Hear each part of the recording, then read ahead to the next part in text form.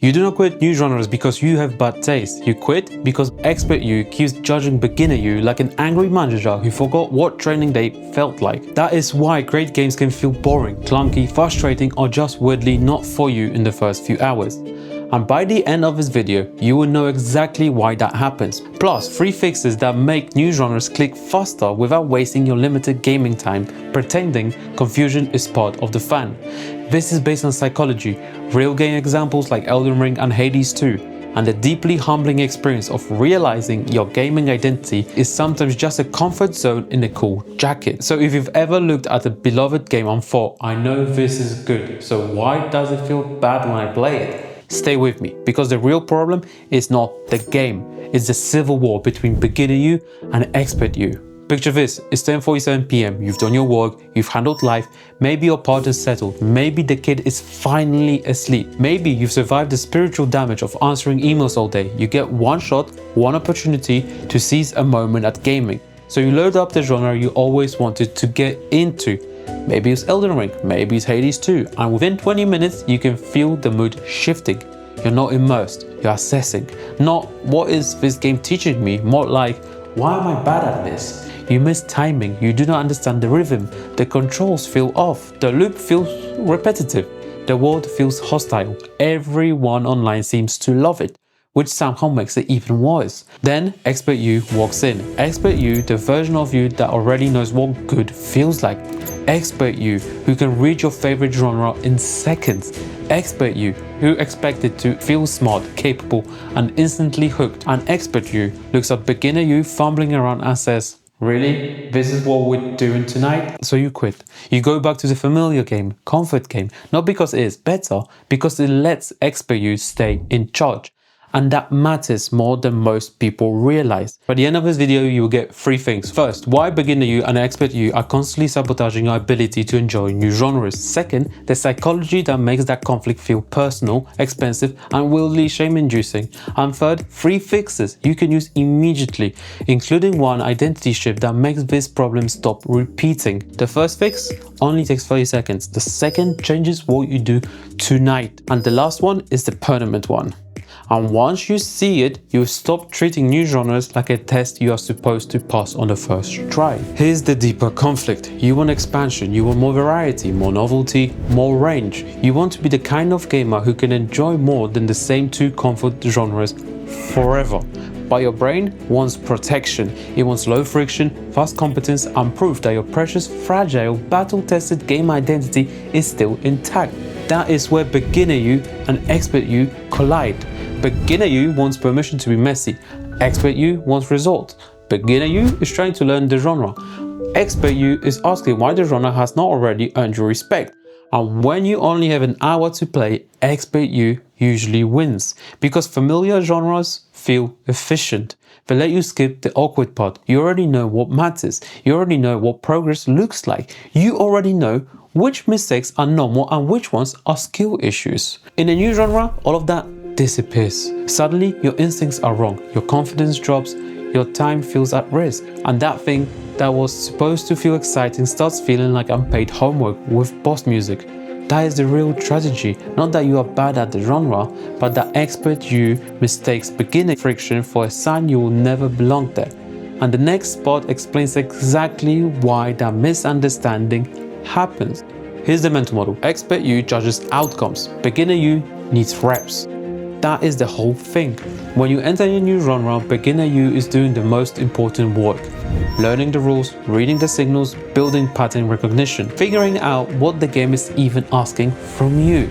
But expert you skips all of that and goes straight into the verdict. Am I having expert level fun yet? That is like going to your first boxing class, right? And being annoyed you do not already look cinematic in slow motion. Or trying to learn jazz piano and you rage quit because your first 10 minutes sounded less like Miles Davis and more like someone dropped cutlery downstairs. Every genre has a language. Beginner you is learning vocabulary, expert you is expecting poetry.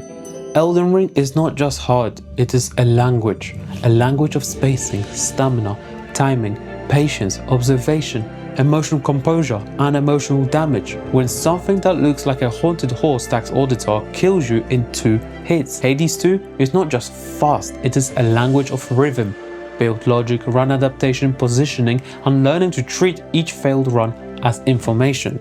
So if a new genre feels boring or frustrating early on, that does not automatically mean it is wrong for you.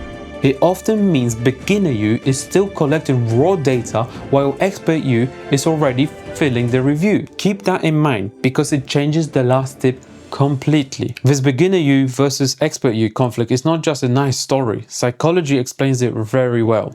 Study 1. Self-determination theory. This theory says motivation tends to be stronger when 3 needs are supported: competence, autonomy, and relatedness. When those needs are supported, people are more likely to stay engaged and feel psychologically well. That maps onto gaming almost perfectly, right? Expert you loves your main genre because it already gives you competence. You know how to play, so you feel effective. It gives you autonomy. You know how to approach problems in your own style. And often it gives you relatedness too. So it is what your friends play, what your algorithm feeds you, what your gamer identity already understands. A new genre can remove all 3 at once. You will feel weak, constrained, and out of place. So beginner you is trying to learn, while expert you is screaming, "Why do we suddenly feel like an intern?" This is why willpower fails here. The problem is not effort. The problem is that the experience stops feeling psychologically safe. Study 2. Flow theory. Okay, flow research makes the next piece clearer. A meta-analysis of 28 studies found that challenge skill balance is an important contributor to flow, alongside clear goals and a sense of control. That matters because expert you keeps expecting flow immediately, but flow only happens when the challenge feels readable enough for your current skill. If the genre is too unfamiliar, beginner you cannot find traction yet. There is no balance, no clarity, no sense of control. So instead of flow, you get friction, and friction gets mislabeled as "this genre is not for me." This is why Hour 1 lies to you. You are not measuring the genre at its best. You are measuring what it feels like before beginner you has enough footing to let expert you actually enjoy anything. Study 3. Identity-based motivation. Then there's identity-based motivation, which is probably the most important idea of this whole video. Research by Daphne Oyserman shows that people interpret difficulty based on identity. When an action feels identity congruent, difficulty can signal that something matters. When it feels identity incongruent, that same difficulty can feel like proof that the activity is pointless or not for people like me. That is exactly what happens here. Do you see that? When you struggle in a genre you already identify with, expert you stays calm. You think, "I'm learning." But when you struggle in a genre outside your identity, expert you panics. You think, "Maybe I'm just not this kind of gamer." Same difficulty, different story, totally different outcome. This is why you can spend hours failing in a genre you love and call it progress, but bounce off a new genre after 45 minutes and call it proof. Study 4. Time discounting. Evidence from behavioral economics show that people tend to weigh immediate rewards more heavily than future rewards. In other words, the pain you feel right now often matters more to your brain than the enjoyment you might get later. So beginner you says, "Give this a few sessions." Expert you says, "This feels bad now, and now is where I live." And if you are tired, busy, or only playing in short windows, that immediate discomfort feels even more persuasive. That is why your judgment feels honest, but often it is just impatience. And that becomes really painful when the game you are quitting represents a version of yourself you wanted to become. Okay, so you buy a game from a genre you always wanted to love, not just because it looks cool, because of what it says about you. You like the version of yourself who plays that kind of game, the version with more range, more taste, more depth, the version who can talk about more than the same familiar loop forever. So you start the game. Beginner you shows up curious, open, maybe even excited. Then the friction starts. You do not understand the rhythm yet. You are making mistakes that feel embarrassingly basic. The rewards are not landing because you do not yet understand what you are being rewarded for. And then expert you takes over the story. Expert you does not say "this is normal." Expert you says "this is not us." That is the moment most people quit, not because the genre failed, because they let expert you turn early confusion into an identity verdict. And when that happens often enough, your world gets smaller, not just your backlog, your actual gaming self. Which is exactly why the fixes need to solve more than the technique.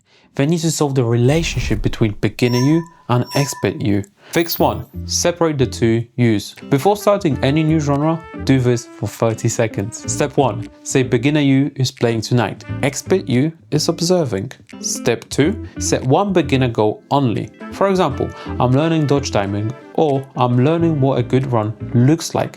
Step 3. Ban verdict language for the session. No, this is bad. No, I suck. No, I think this genre is not for me. Step 4. Replace it with translation language. I do not understand this yet. Why this works is simple, okay? It protects the beginner you from being judged by standards that only make sense for expert you. It stores a feeling of competence at the right level because success is no longer love this immediately, it is understand one more thing than before. So in Elden Ring, the goal is not beat the boss and transcend, it is notice the attack delay and stop panic rolling into my own funeral. In Hades 2, the goal is not be amazing at roguelikes, it is learn what this weapon wants from me. That one shift lowers the pressure instantly, but if you only do this, you can still sabotage yourself with the wrong game choice, because beginner you also needs the right doorway in. Fix 2. Choose an entry point. Most people do not fail genres, they fail entry points. They pick the coolest, most prestigious or most hyped game in the genre, then assume the reaction is a clean test of the genre itself. It isn't. So here's what to do tonight. Pick the genre you wanted to explore. Ask, what is the most readable version of this genre for me right now? Choose based on onboarding, clarity and feel, not status. Commit to 3 sessions, each with one narrow learning goal. This works because flow depends on a workable balance between challenge, skill, clear goals and control. If your first entry point is too punishing, too opaque or too overloaded, beginner you never gets enough traction to let expert you enjoy anything. This is where a lot of people mess up with Elden Ring. They do not enter it as a learner, they enter it as a consumer of reputation. They want to feel what everyone else felt immediately. But that is expert you, chasing prestige, not beginner you, building fluency. Same with Hades 2. If you treat every run as a referendum on whether roguelikes are for you, you will miss the point completely. The run is a classroom. The point is not instant greatness. The point is increasing the readability. And yes, this does mean some of your genre choices have been less I'm expanding my taste and more I bought a beautiful exam. Very common, very expensive, very gamer. But even this is not the full cure, because you can still relapse into the same old identity if you do not change how you think about yourself. Fix 3. Promote beginner you. This is the permanent fix. Stop treating beginner you like a temporary embarrassment. Promote beginner you to a core part of your identity. Step 1. Change your self-description. Stop saying I'm an RPG guy or I'm bad at roguelikes. Say I'm someone who knows how to learn games. Step 2. After every session, write down one sentence. Beginner you learned X today. Step 3. Judge sessions by evidence of learning, not by intensity of enjoyment. Step 4. Stay long enough for one thing to become legible. One pattern, one loop, one build idea, one boss tell, one tiny moment when the genre finally speaks back. Why this works is that identity changes how difficulty feels. If your identity is narrow, difficulty feels like rejection. If your identity is adaptive, difficulty feels like initiation. That is the shift. Expert you stops being the judge. Expert you becomes proof that beginner you can eventually get there. And once that happens, time starts working for you instead of against you. You stop asking, is this rewarding enough right now? You start asking, am I becoming more fluent? That weakness presents bias because the future payoff is no longer abstract. It has evidence attached to it. This is the permanent change. Not becoming instantly good at every genre, becoming the kind of person who no longer mistakes early discomfort for permanent mismatch. So let's reveal the realest of cures, right? The reason new genres feel bad so quickly is not that you are broken and not that the games are secretly overrated. It is that expert you keeps demanding expert level feelings from beginner you, and that's an impossible standard. Beginner you needs reps, Expert you wants reward. Beginner you needs room to translate. Expert you wants fluency on command. Once you separate those roles, the whole experience changes. You stop asking, why am I not already loving this? And start asking, what is the beginner you learning that expert you will thank me later? That is the cure. So the next time you try a new genre and it feels awkward, slow, frustrating, or weirdly flat, pause for a second. That might not be the genre rejecting you. That might just be beginner you trying to do honest work while expert you is being deeply unhelpful in the background. And if you can protect that version of yourself for just a little longer, you do not just unlock more games, you unlock more of your own range. That is also why hype games can disappoint you so easily.